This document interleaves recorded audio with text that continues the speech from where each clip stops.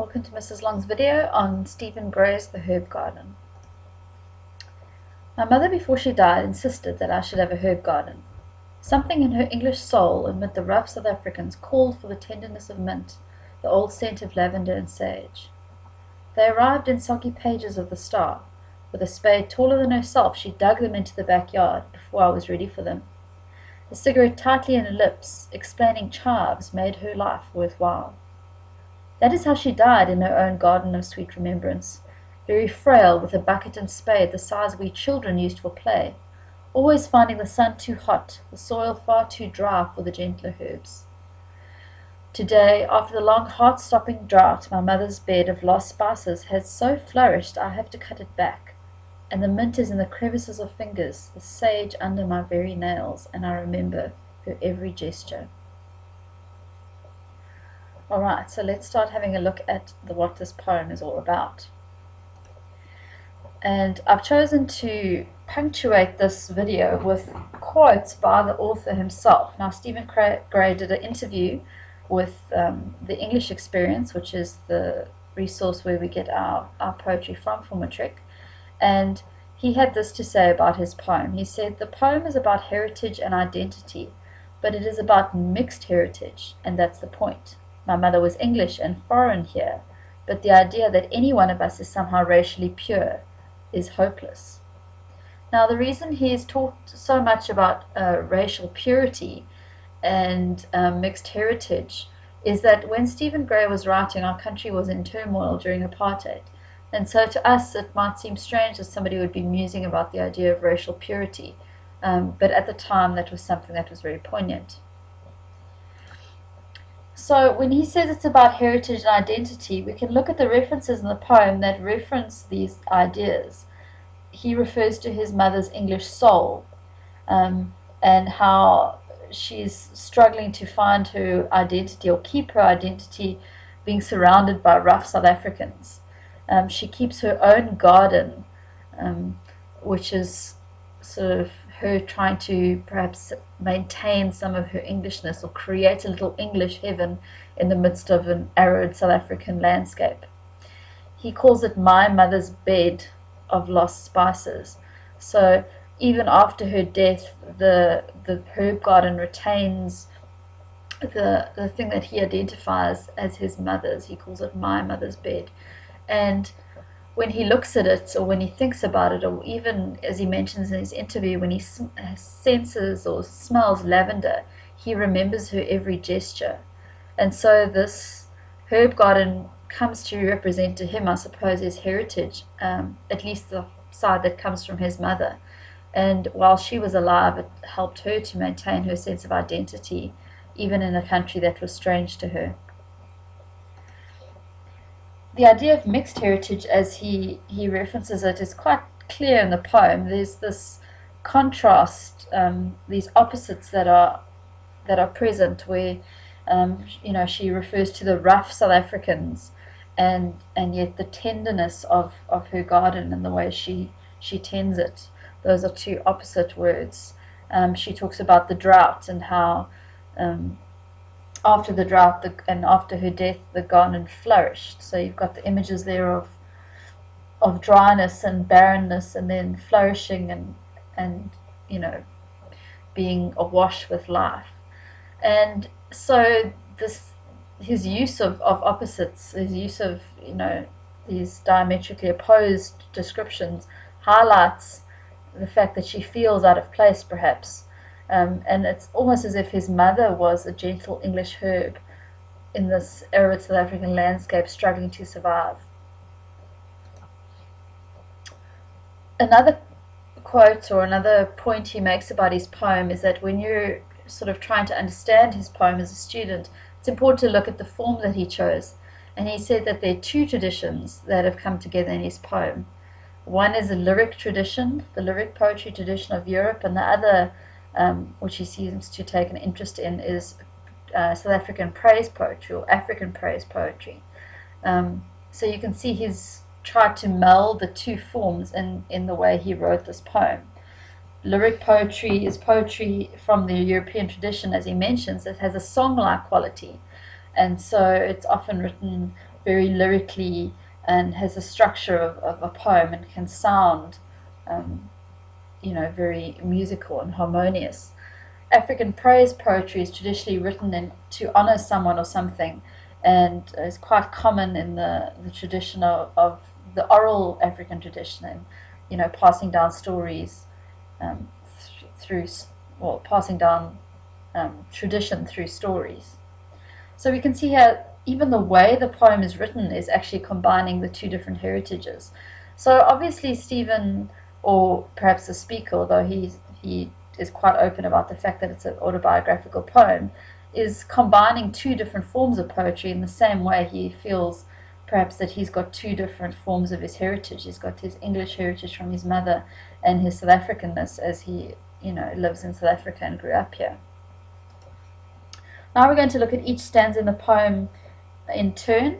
And in this first one, you can see there I've circled the words insisted and called.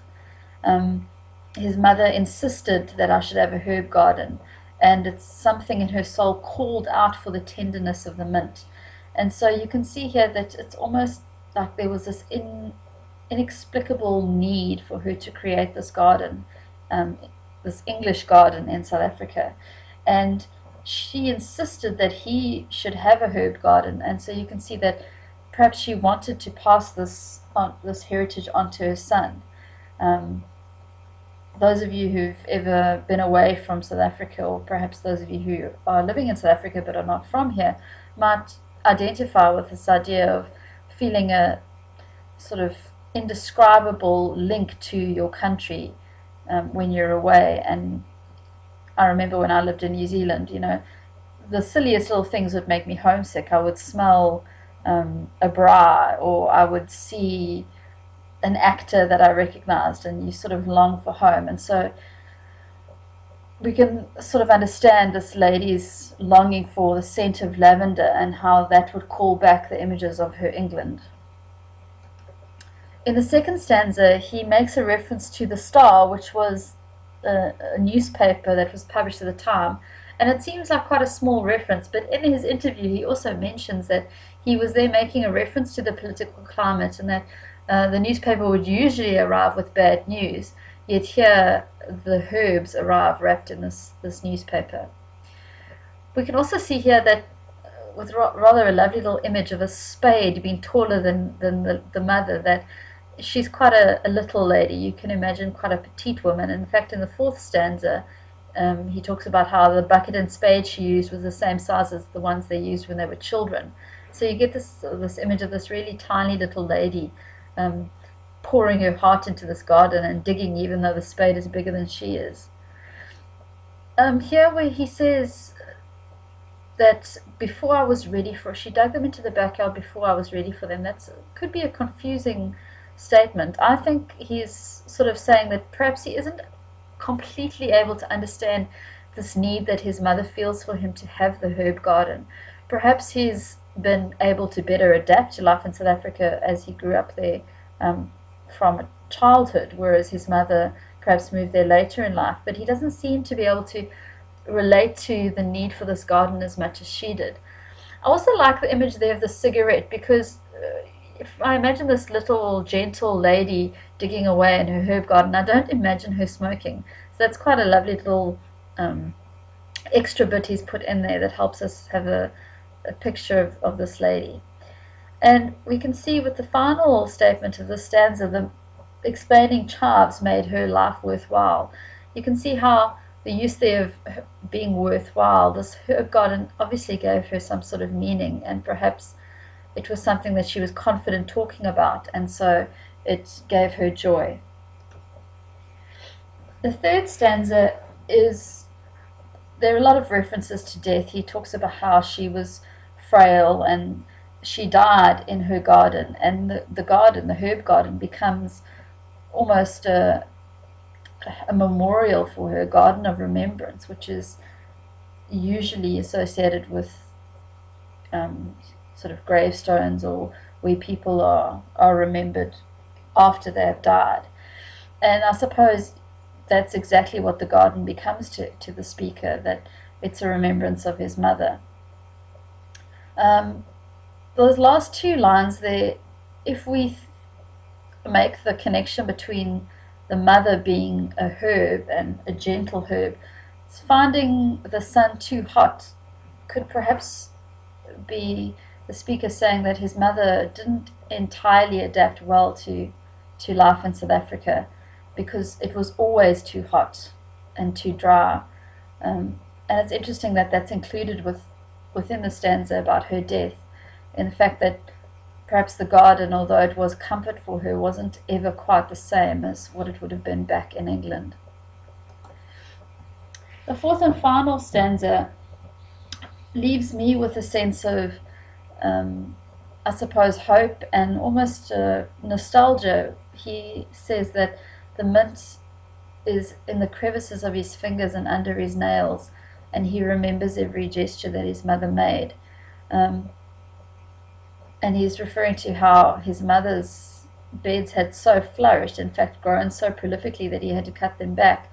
But if you think about the image of things getting stuck under your nails and in the crevices of your fingers, you've got to scrub really hard to get that dirt or plant matter out. And it's almost as if his mother's garden has done what she intended to do, and that it's become a symbol of the fact that she's always with him, and he can't, no matter how hard he tries, sort of get the pieces of her out from under his nails. Although that sounds a bit gory if I say it like that. But I think you get what I'm trying to say. It's his mother's legacy which has survived, and in fact her legacy has thrived, because even after the gentle herbs struggle to survive in the South African landscape, they in fact have flourished so much that he feels the need to tend that garden. And I suppose we could look at that as quite a hopeful image, and that his mother's memory has survived so well, in fact, that it's thriving, and he can't, even if he wants to deny it, he can't get it out from the crevices of his fingers. And as I said earlier, the scent of lavender is perhaps, or the scent of sage is something that helps him to remember his mother. And when he looks at that garden, he can probably still see her stooping and digging and tending to her herbs. Right, I'm going to let the author of the poem himself, the poet, have the last words on this poem, which kind of links it to our unit of African poetry, on South African poetry, where he says that there's also a social meaning in the poem. He says when he was writing, there was a lot of violence in South Africa, and the government and the people were at odds with one another, and there was lots of violence and brutality, as he said. And so writing about his mother, who was a peacemaker, perhaps brought him some comfort, which is quite a lovely way to describe how the poem fits into the idea of South African poetry at the time, because we tend to assume that it would all be protest poetry, and that it would be opposing what was happening, whereas he's trying to hearken to a more peaceful ideal. He also recognizes that nowadays the idea of purifying your heritage, or trying to find that thing that makes you who you are and where you come from, is not as pertinent now, because we live in such a sort of rainbow society, that there's no longer the need to recreate that. And he says, I was simply reacting to these flawed ideas and being anti-segregationist. So when he looks back now, he realizes that the society he lives in is no longer so divided, that he needs to search for that pure heritage, but just accept the mixture of things as they are now, which is, I think, a perfect way to end this video.